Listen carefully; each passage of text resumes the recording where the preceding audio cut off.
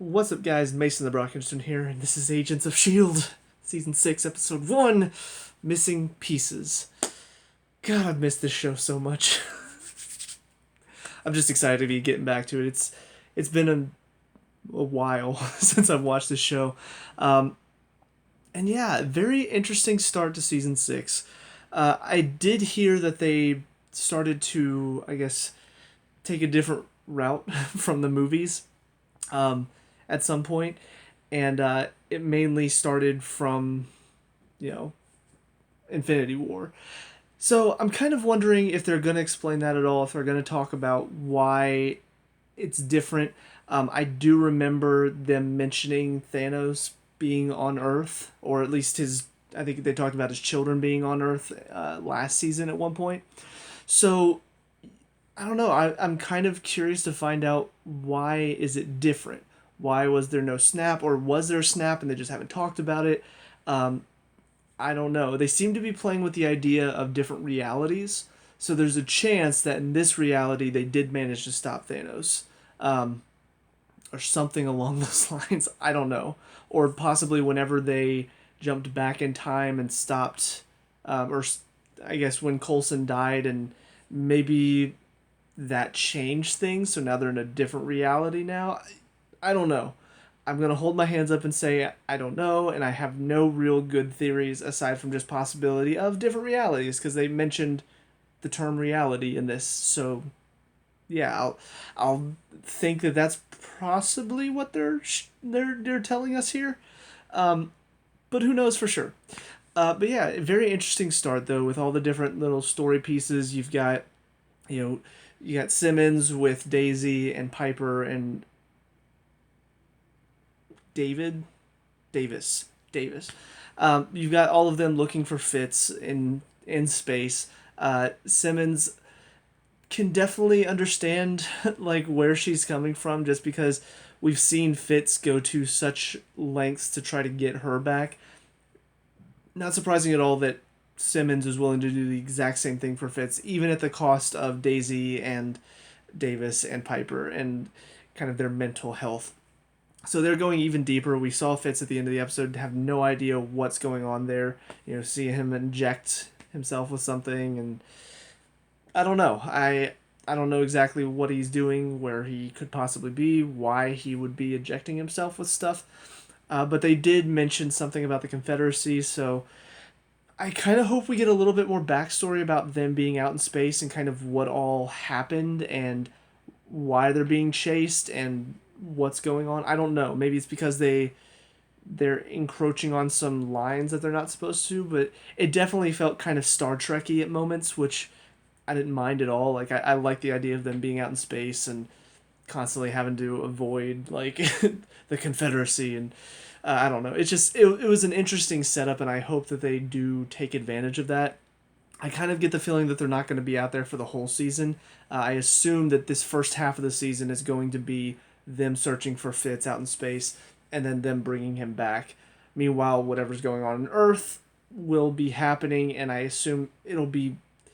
I think it'll still be going on halfway through the season, and then Daisy, Simmons, Fitz, all of them get back, and they're going to help out with whatever it is as well. I have no idea what's going on Earth, though. We see people, they appear to be coming over into this reality, is what it sounds like. Um, I don't know. They brought Coulson in, though. I don't know if this is actually Coulson, or if this is Coulson from another reality, or if this is. I don't even know if his name is actually Coulson. It could be something else entirely. Uh, but yeah, definitely, I'm intrigued. I mean, I want to know more, and that's what it should be doing. It doesn't answer all my questions. I'm so confused about what could possibly be happening. I have next to no theories, but I want to know more. I'm intrigued. It's got my interest. I'm excited. The one thing I will say, I don't know exactly, I guess, how it's gonna work because still don't know exactly how everything ended in the episode. But Keller and Fox, I think, were the two guys. I kind of hope they're not dead, but it seems like they are. Like whenever May looked up, it seemed like Keller had this lot of blood coming out of his head while he was lying on the ground, and then Fox, I mean, he got shot with something. I don't know if it killed him or if it just stunned him or something. Uh, but I'm hoping they're not dead because I kind of like their dynamic. Like I thought they were good additions to the team. I like the fact that Fox pulls him in and Keller's just like feeling dumb about the whole thing, but it's actually a good idea. I like the dynamic of Keller and Yo-Yo. I'm not a big fan of relationships in shows like this, but I thought they handled it pretty well. Like he's a very understanding guy because May sort of catches on to what's going on there, and he knows that Yo-Yo and Mac used to be a thing, and he really respects Mac, and so he's completely understanding of like, hey, look, if you want to take a break, that's fine. I don't mind. And very joking guy, very funny too. So I don't know. I like that dynamic between him and Yo-Yo, and I'm gonna be disappointed if both of them are dead because they seem like good additions to Shield, and not necessarily main characters, but good side characters to have. Kind of similar to Deke, I think was his name. I've already forgotten. It's been so long since I've watched this show. But yeah, I thought he was a good addition. Finding out especially it was Fitzsimmons' grandson. Um, I like the idea of having some side characters on there that can kind of like Piper and Davis. They're not exactly main cast members. They aren't always around, but when they are, they bring a little bit of fun and energy to it. So I'll be very disappointed if both of them are dead, and I guess we'll find out going into this next episode. But yeah, aside from that though, everything pretty interesting. I don't really know what's going on with this professor that May introduced Mac to, but seems like he's going to be kind of a cynic coming into this. We'll see how he plays in, but yeah, I like the idea of them having to find. They found a lot of good muscle for the team, but now they need somebody who's very intelligent, very similar to Simmons. Able to pick up on stuff and figure out things that a lot of them are not very trained to do, because most of them that are left there are more fighting and more punching their way through a problem instead of thinking their way through. So with all that being said though, that's the end of the first episode. On to the second one. See you there. And now episode 2, Window of Opportunity. So again, very much in the Agents of S.H.I.E.L.D. way. Nice little build up, trying to figure out more about what's going on with this group. You've got Coulson as the leader, who I guess he doesn't remember who he is, or if he's even who he is, I don't know. Like whenever May at the end said Coulson, he's like, rings a bell. So I don't know if this is supposed to be like Coulson in another life, or I don't know. I don't know what's going on. I don't know. Again, I'm very intrigued to find out what exactly is happening here. But I kind of like the little team that he's got. You got Pax, who's like the kind of, almost I would say kind of the more normal one of the group. Like he's concerned about killing people. He's concerned about like some of the stuff that they're doing. He's not one of the ones that's like just all gung ho. Like yeah, you got Snowflake, who she just wants to kill everyone, and then Jacko's just kind of the big guy. That's kind of his personality trait, which is weird, but that's essentially what he is. He acts exactly like the big guy too. So, yeah, it's a fun little group to have, and they play off each other so far pretty well. I'll be curious to find out more about them and see how they play into all this. Like, we see a video of them on, I guess, another Earth or another world, and the world's pretty much being destroyed. And there were the bats. Or I think they were bats at least, and you could see them like flying up out of the ground. It looked like they might have had something to do with what was destroying the world. So I'll be curious to find out. I guess is this their doing? Like I forget, Benson, I think is the guy's name that they hired on. He seems to think that they're responsible for it. I'll be curious to find out if that's true. I don't think it's gonna be. It seems like something like very cleverly set up to be like, oh look, see, they're destroying all these worlds, and then you come to find out actually no, they were running away from whatever's destroying them. Um, so I don't know. I guess we'll find out. They are definitely not good guys, but I don't know if they're going to be the main bad guys either. And I kind of like that dynamic whenever shows do that. Whenever you have a group that you need to stop because they're going around killing people, which of course is not good, but they're running away from a bigger evil, which means maybe at some point have to work with them to stop it. As far as what's going on with Fitz, we find out a little bit more about his situation. Apparently, they got picked up by this. I don't even know exactly what it's supposed to be.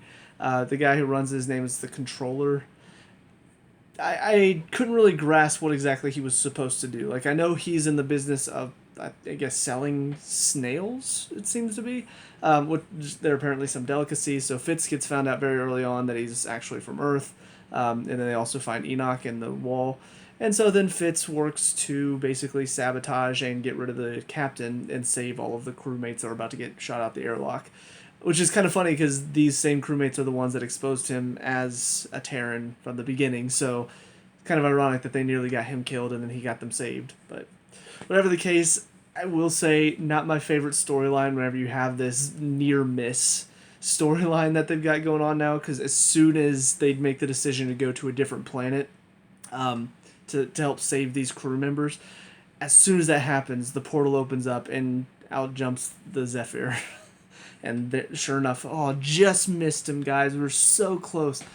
I don't know why I hate stories like this, but I do. I'm just not a big fan of it whenever stories do the.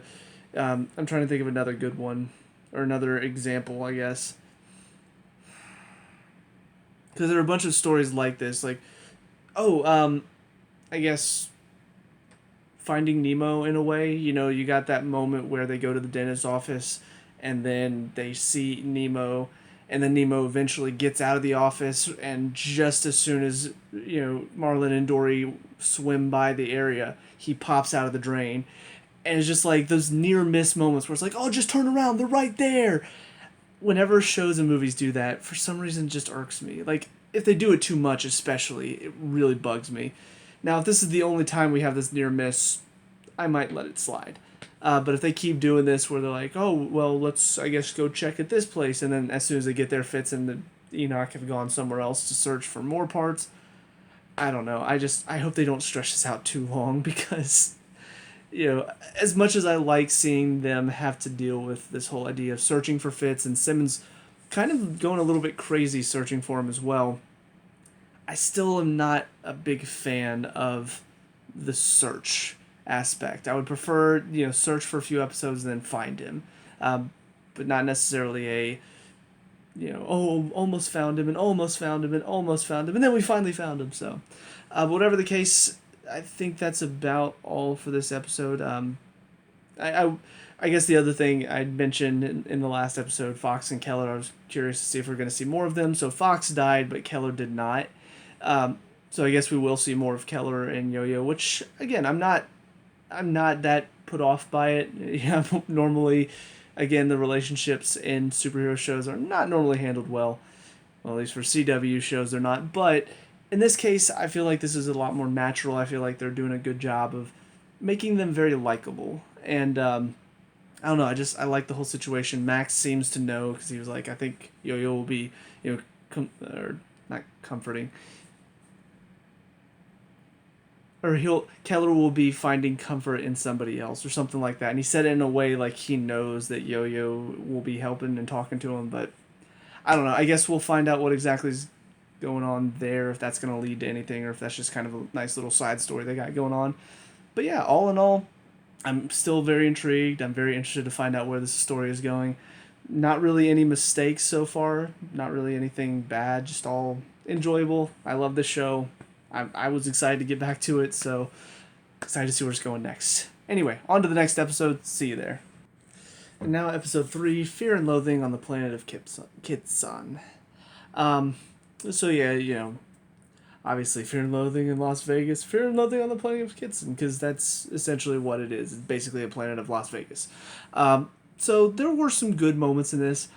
Just like I said in the last episode, though, I hate it whenever the stories do this, where it's like, oh, they found each other, and then all of a sudden this one is, I guess he's a bounty hunter guy, shows up and then takes Fitz right at the very end. It's like, they found each other, they didn't. I hate when shows do this, because it just feels like such a plot device, you know, like, I don't know, it's just not a story for me. It's not something I enjoy, it's not a cliche I enjoy. There's some cliches I can tolerate, but for some reason this one in particular, the constantly near misses or finding and then instantly losing, like, it bugs me. I don't know why. But for the most part, you know, it was a pretty enjoyable episode.